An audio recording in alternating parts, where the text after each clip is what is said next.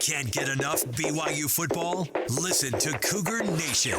Mitch Harper takes your calls Monday nights from 6 to 7 on KSL News Radio. Podcast at kslnewsradio.com. I know it's a couple weeks away here, Mitch, but we've been speculating on when that BYU-Utah game is going to get played. We have no idea. I guess we won't find out probably either until, I don't know, what's your best guess? A week from today?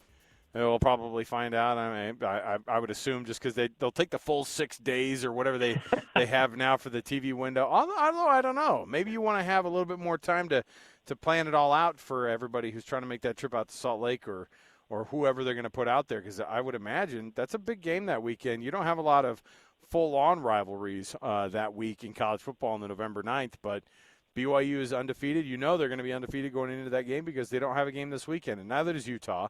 It's one of these weeks, too, that's actually super annoying for us locally because BYU, bye week, Utah, bye week. Of course, we talk a lot of Utah State during the week on our respective or on the KSL Sports Zone at least. Bye week for the Aggies, by the way, coming off a big win over Wyoming. That was much needed there in Laramie. So, lots to jump into. Our program is always brought to you by Macy's Grocery Store. What do they do? Well, it's just a perfect combination of getting the freshest fruits and vegetables from local farms and getting your local favorite brands as well. Macy's, happy shopping. Appreciate their support of this program.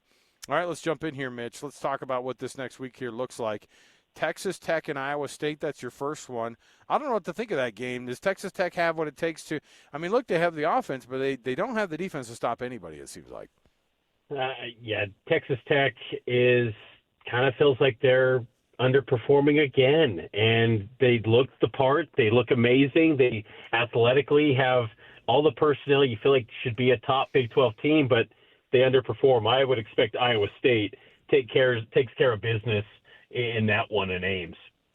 Kansas State goes to Houston. I would think that the Wildcats would go down there and take care of business themselves. They have one job, and that is to win out all the way until they get to Iowa State and to try to get themselves into the Big 12 championship game by making sure they stay perfect at least till they get to there, and then give themselves a shot at that game against Iowa State in what is becoming, hopefully with the matchup of those two teams at the end of the season, one of the best of the year. Arizona and UCF, they go down to Central Florida. Boy, these are two teams that BYU blew out. You didn't think you were going to say that before the first part of the year, but there you go. And also, I think this is the lock of the century. It's UCF is going to win this one because why? It's a space game. And I forgot to mention, Don't it was talk awesome about the seeing rocket. Come on. The rocket was awesome. The SpaceX rocket launch during the BYU game, I loved it. It was awesome. Greg Wrubell had he was going crazy. He was just like, at the very moment that Taase catches the touchdown, the rocket goes off. It was hilarious to listen to. Arizona State goes to Oklahoma State. I mean, this is crazy to think, but Kenny Dillingham and his guys are going to be probably favored in that game. But I could see Oklahoma State going, you know what, we've had enough of this. Let's blow out a team here at home and get things on track. And that could be exactly what happens in that game. I have no doubt that could totally be an outcome in that game. All eyes will be on the Arizona State kicking situation coming out of that game. That's for sure. Poor Ian Hershey. The fact that we still know that young man's name is a shocker because he probably won't ever kick again. And then, of course, a game that everybody's lined up as a rivalry game over the years, but I still don't buy it. TCU going to Baylor.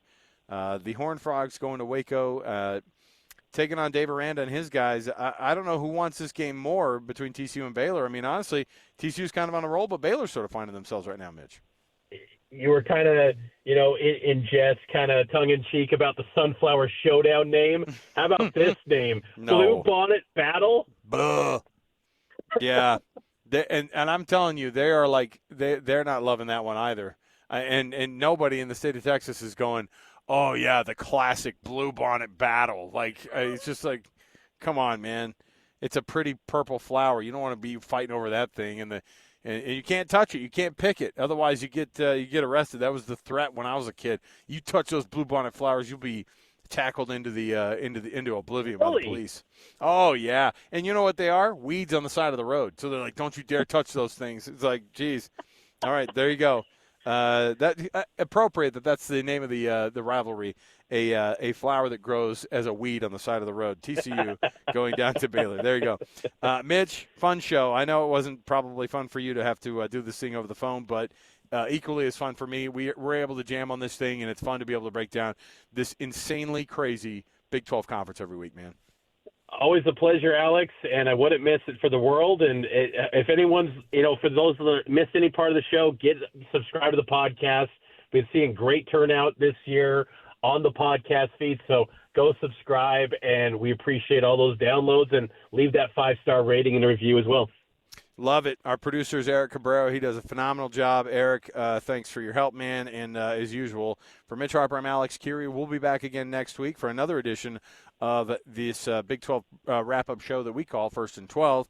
It will be BYU and Utah-less, but it will not exclude mention of that game because, of course, then we'll be a week away from the rivalry game. So for Mitch and Eric, I'm Alex. We'll talk to you next time, everybody, right here on 97.5, the KSL Sports Zone and KSL News Radio.